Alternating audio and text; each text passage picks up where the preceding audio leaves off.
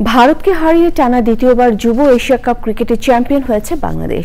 দুবাইয়ের ফাইনালে ভারতকে ৫৯ রানের বড় ব্যবধানে হারিয়ে দ্বিতীয়বার এশিয়ার সেরা হলো জুনিয়র টাইগাররা। লাল সবুজের ১৯৮ রানের জবাব দিতে নেমে ভারতীয় যুবারা গুটিয়ে গেছে ১৩৯-এ। দুর্দান্ত বোলিংয়ে ম্যাচ ও টুর্নামেন্ট সেরা হয়েছেন বাংলাদেশের পেসার ইকবাল হোসেন। আরিফ চৌধুরী রিপোর্ট করছেন।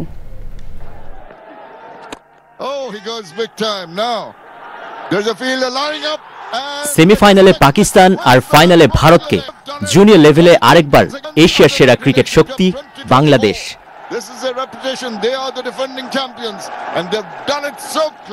দুবাই আন্তর্জাতিক ক্রিকেট স্টেডিয়ামে বাংলাদেশের আরেকটি শ্রেষ্ঠত্ব অর্জনের উদযাপন।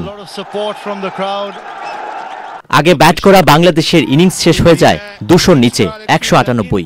ফাইনাল মঞ্চে সাদামাটা এক স্কোর কার্ড, নেই 50, নেই কোনো ক্যামিও। টপ স্কোরার রিজান ৪৭ আর শিহাব জেমস ৪০। জবাব দিতে নেমে ভারতীয় দলকে কোণঠাসা করে দেয় জুনিয়র টাইগারদের পেসাররা।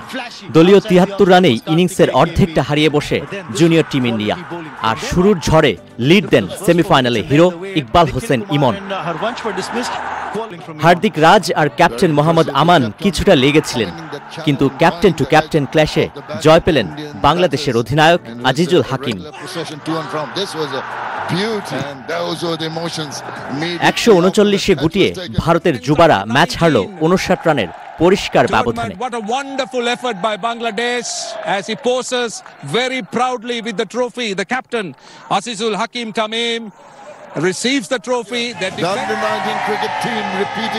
Arif Chowdhury, sports desk, channel I.